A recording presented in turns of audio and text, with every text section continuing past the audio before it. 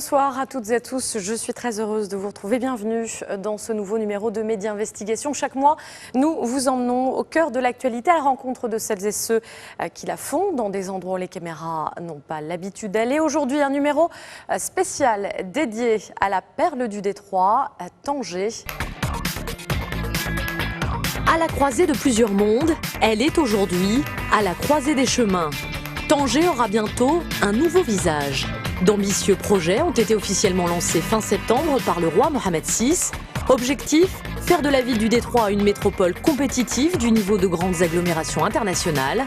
Alors quels sont ces projets? Comment permettront-ils à la ville de prendre une nouvelle envergure et de devenir Tanger Métropole?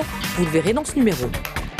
Construction d'un nouveau port de pêche et d'une marina, ouverture de nouveaux axes pour faire respirer la ville, mesures pour protéger le littoral et son environnement, mais aussi un plan Marshall en termes d'infrastructures sociales. La liste est longue. Voilà en tout cas ce qui est prévu pour faire de Tanger une métropole compétitive. Plus de 7,5 milliards de dirhams et 4 années seront nécessaires pour décongestionner et remettre en valeur une ville stratégique à la croisée des continents.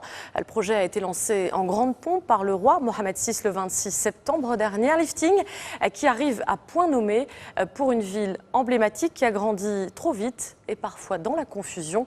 Voici en images les objectifs pour 2017. Plus qu'un projet, c'est une nouvelle vie qui va être insufflée à Tanger. Regardez.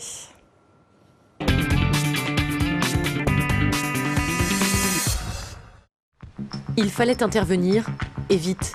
Prendre les commandes pour éviter à Tanger l'asphyxie, fabriquer l'écrin pour enfin mettre en valeur cette perle du Détroit. هذه الأهمية ديال هذه المدينة غادي تزاد ليها أهمية أخرى مع المشاريع المهيكلة الكبرى اللي انطلقت فيها في العشرية الأخيرة. كاين مشاريع مهمة اقتصادية اللي كتلعب دور أساسي في الاقتصاد الوطني، ماشي فقط في الاقتصاد ديال الجهة ولا في الاقتصاد ديال المدينة. عندما نتحدث عن ميناء طنجة المتوسط ولا نتحدث عن الخط الفائق السرعة التجيبي، كنهضروا على مشاريع مهيكلة مهمة اللي كتلعب دور أساسي في النمو الاقتصادي الوطني.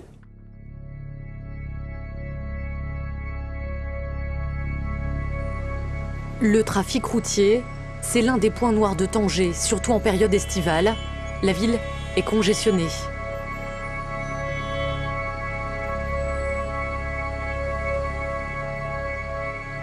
Objectif du projet, l'aérer en ouvrant de nouveaux axes.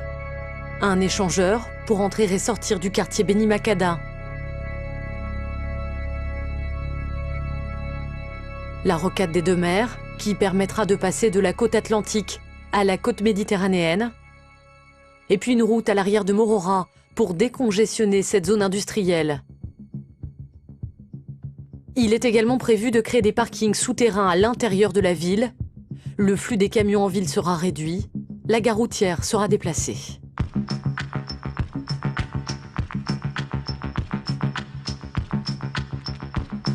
Le problème de circulation à Tanger, c'est comme si on avait un être humain.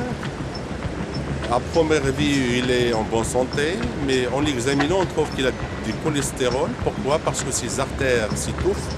Il s'étouffe, donc il n'y a plus de circulation. S'il n'y a plus de circulation, il y a aussi la crise cardiaque qui est au rendez-vous. Et je crois que grâce au grand projet de Grand Tanger, on va la doter de nouvelles artères, que ce soit du côté sud, du côté de la mer. C'est pour redonner vie, redonner une nouvelle image pour que les gens puissent circuler davantage et redonner cette durabilité manquée à la ville de Tanger. Riyad Tétouan, comme c'est connu chez les Tangérois, est un point noir dans la circulation de la ville, tout simplement parce que vous avez 7 artères, dont 4 nationaux, la route de Rabat, la route de Tétouan, la route du port et la route d'Orsosfer. En plus de cela, vous avez vers le sud le plus grand quartier de Tanger, c'est le quartier Beni Makada, qui compte un peu plus de 300-400 000 habitants. Et bien tout ce quartier doit traverser ce point noir. Ce qui donne cette situation que vous avez derrière nous, une situation d'engorgement, c'est ce cas de cholestérol dont j'ai parlé. Par ailleurs, les équipements communaux seront transférés à l'extérieur de la ville pour éviter l'encombrement. Une zone industrielle sera créée au sud, non loin de l'échangeur autoroutier. Et puis les marchés de proximité seront réhabilités afin d'améliorer les conditions d'hygiène. L'un des axes majeurs de ce projet, c'est le volet social. Les officiels l'appellent le plan Marshall. Objectif, valoriser le potentiel humain de Tanger. Une attention particulière sera apportée au quartier Beni Makada, qui a particulièrement souffert du retard dans ce domaine.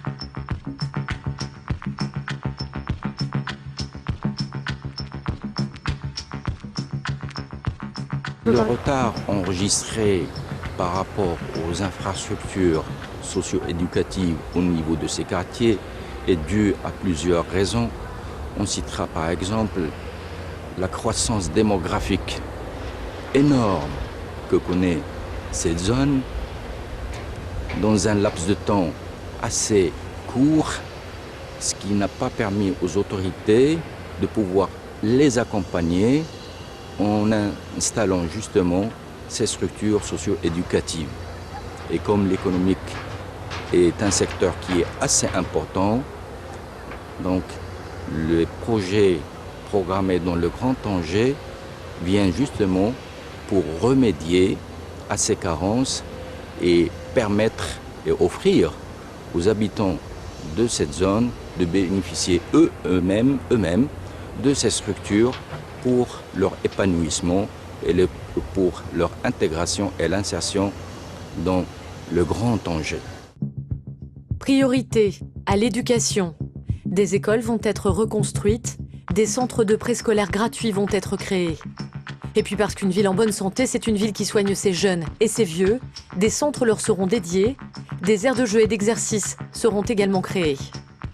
Dans le domaine de la santé, on parle de la création d'un CHU, de centres de proximité, de formation d'infirmiers, de centres d'hémodialyse aussi. Autre changement majeur pour la ville, la reconversion du port et la réhabilitation de la corniche. Une marina est en train de voir le jour. 85% des travaux d'infrastructure sont aujourd'hui achevés. Avec Milano, ce sera la plus grande de Méditerranée occidentale. Le port de pêche, lui, va être déplacé. Le projet veut justement doter la ville, disons, d'un port de pêche qui répond aux besoins des professionnels et qui relance les investissements et la création de l'emploi dans les secteurs, dans les activités économiques liées à la pêche maritime. Donc là aussi, le nouveau port de pêche est réalisé à plus de 65% pour la partie infrastructure. Il est prévu que le transfert des activités des pêcheurs se fasse durant le premier trimestre 2015. Le projet a également une dimension culturelle et dans ce cadre-là, le projet prend en charge la restauration de la muraille de la Médina de la Casbah sur un linéaire de 2000 mètres linéaires, donc 2 km. Les travaux ont commencé sur la tranche portuaire qui va de Borj Dar el-Baroud à Borj Dar el-Hajwi sur une longueur de 600 mètres. Et puis les études continuent sur les autres tranches de façon à ce que fin 2016, date de l'achèvement des travaux de reconversion, toute la muraille soit restaurée. Nous profitons justement de ces travaux-là pour réouvrir les anciens accès qui permettaient d'aller du port vers la Médina et vice-versa de la Médina vers le port. Et c'est justement l'un des aspects qui préoccupe nombre de Tangérois. Quid du patrimoine? Car c'est bien celui-ci qui fait de Tanger ce qu'elle est aujourd'hui et qui pourrait bien lui faire perdre une partie de son âme si l'on ne s'y attarde pas. La réhabilitation et la mise en valeur du capital culturel et architectural de Tanger sont donc également au menu de ce grand projet. De nouveaux équipements culturels vont également être proposés aux Tangérois. Une grande place au sport dans le futur Tanger Métropole. En complément du grand stade viendront s'ajouter d'importantes infrastructures. Le but, booster le tourisme sportif, la proximité de Tanger avec l'Europe étant l'une des clés qui lui permettra d'attirer cette cible. Ces 10 dernières années, Tanger s'est positionné comme un nouveau pôle de croissance. Ces grands projets accompagneront la mise en valeur du potentiel économique de la région et favoriseront l'arrivée d'investisseurs, la positionneront en tant que hub commercial et industriel de dimension internationale. Création d'emplois et engagement solidaire de certaines entreprises, les investisseurs pèsent aussi au niveau social. Bien conscient des intérêts de la région pour son groupe, Renault s'y est implanté. Son usine est à Meloussa, à une vingtaine de kilomètres de Tanger. Elle a été inaugurée en février 2012. Avec une capacité de production de 340 000 véhicules par an, l'usine partenariat public-privé entre le Maroc et le groupe Renault est source de développement de la filière auto pour le Royaume. Aujourd'hui, elle emploie près de 5000 personnes et elle permet aussi la formation au métier de l'usine. Aujourd'hui, puisque le pays est parti donc, évidemment, pour essayer de localiser ou de décentraliser l'ensemble du tissu économique, il est clair que Tanger, pour moi, de ma vision des choses aujourd'hui, va être une région importante, une ville importante dans le paysage économique, après Casablanca finalement.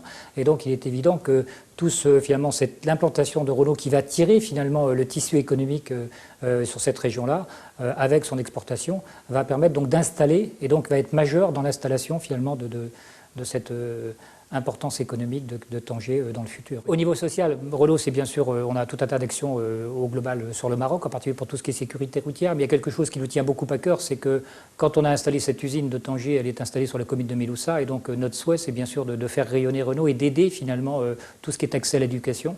Et donc en particulier, on travaille beaucoup avec la Maison de la Jeune Fille donc de Méloussa, mais aussi on apporte donc avec l'aide de leur joyeuse, on a déjà apporté donc 3 masters qui permettent donc de faire les liaisons des trajets vis-à-vis donc de leur habitation.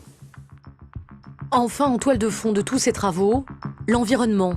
Une attention particulière devra y être apportée. La protection des 65 km de littoral est inscrite au programme. La dépollution des 9 oueds depuis l'extérieur de la ville aussi. لكي نحظى ولكي نجعل من طنجة مدينة عالمية يجب أن تتحسن فيها كل الخدمات المقدمة للمواطنين. نتحدث عن مدينة عالمية بالنظر إلى المدن المهمة على مستوى العالم لأنها موقعها الجغرافي أهميتها الاقتصادية يجب أن تكون هذه المدينة مدينة مستقبليا من أهم المدن في البحر الأبيض المتوسط وفي كل الخدمات التي تقدمها سواء على المستوى السياحي على مستوى الخدمات اليومية للمواطنين أو على المستوى الاقتصادي. Tanger aura donc bientôt un nouveau visage. Pour rendre tout cela un peu plus clair, la wilaya va créer une maison Tanger Métropole afin que tous les Tangérois, les visiteurs, puissent voir, comprendre et questionner ces changements de la ville.